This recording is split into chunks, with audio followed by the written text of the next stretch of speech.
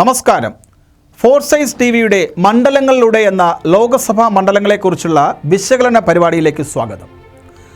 പാലക്കാട് ജില്ലയിലെ ആലത്തൂർ മണ്ഡലത്തിൽ മന്ത്രിയുടെ തന്ത്രങ്ങൾ ഫലിക്കുമോ, അതോ പെങ്ങളൂട്ടിക്ക് ഒരവസരം കൂടി ലഭിക്കുമോ? ഏവരും ശ്രദ്ധയോടെ വീക്ഷിക്കുന്ന ആലത്തൂരിലെ ഇത്തവണത്തേത് ശക്തമായ പോരാട്ടം തന്നെയാണ്.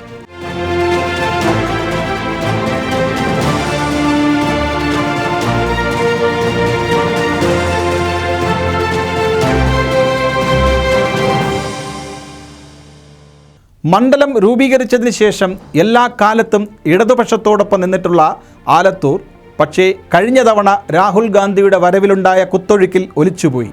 അങ്ങനെ ഒരു തിരിച്ചടി ഉണ്ടായാൽ എന്നും നിരാശരായിരിക്കാനാകുമോ?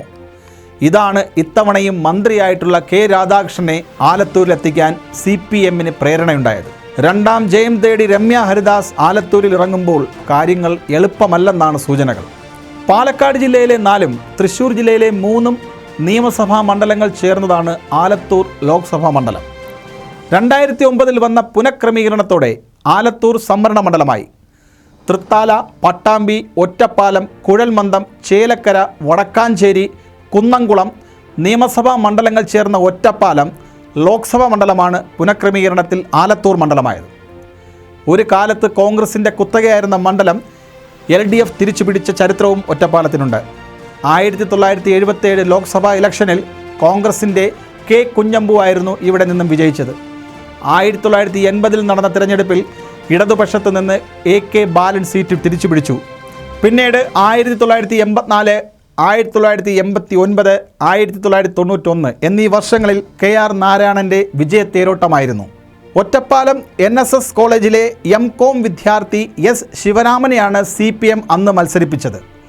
കോൺഗ്രസ് അവരുടെ കരുത്തനായ നേതാവ് KK ബാലകൃഷ്ണനെയും രംഗത്തിറക്കി. വോട്ടെടുപ്പിന് മുമ്പേ പലരും തോറ്റെന്ന് വിധി എഴുതിയെങ്കിലും ഏവരെയും ഞെട്ടിച്ച് 1.32 ലക്ഷം വോട്ടിന് ശിവരാമൻ വമ്പൻ വിജയം നേടി. ആലത്തൂരാകുന്നതുവരെ ഇടതുപക്ഷം ഈ വിജയം തുടർന്നു. 2009 ആലത്തൂർ സംവരണ മണ്ഡലം രൂപീകരിക്കപ്പെട്ടപ്പോൾ വിജയിച്ചത് CPM-ൻ്റെ PK ബിജു ആണ്. 2014 ബിജു വിജയം ആവർത്തിച്ചു. പക്ഷേ 3-ാം ഊഴത്തിനിറങ്ങിയ ബിജുവിന് ഇത്തവണ അടിതെറ്റി. അന്ന് കുന്നമംഗലം ബ്ലോക്ക് പഞ്ചായത്ത് പ്രസിഡന്റ് മാത്രമായിരുന്ന രമ്യ ഹരിദാസിനെ ഇറക്കി കോൺഗ്രസ് അംഗം കുറിച്ചപ്പോൾ ആരും അസ്വാഭാവികമായി ഒന്നും കണ്ടില്ല. എന്നാൽ ഇടതുപക്ഷത്തിൻ്റെ ശക്തമായ കോട്ട തിരഞ്ഞെടുപ്പിൽ തകർന്നടിഞ്ഞു. 1,58,968 വൻ ഭൂരിപക്ഷത്തിലായിരുന്നു രമ്യയുടെ വിജയം. മണ്ഡലത്തിൻ്റെ ചരിത്രത്തിലെ റെക്കോർഡ് ഭൂരിപക്ഷത്തിലായിരുന്നു ഈ വിജയം.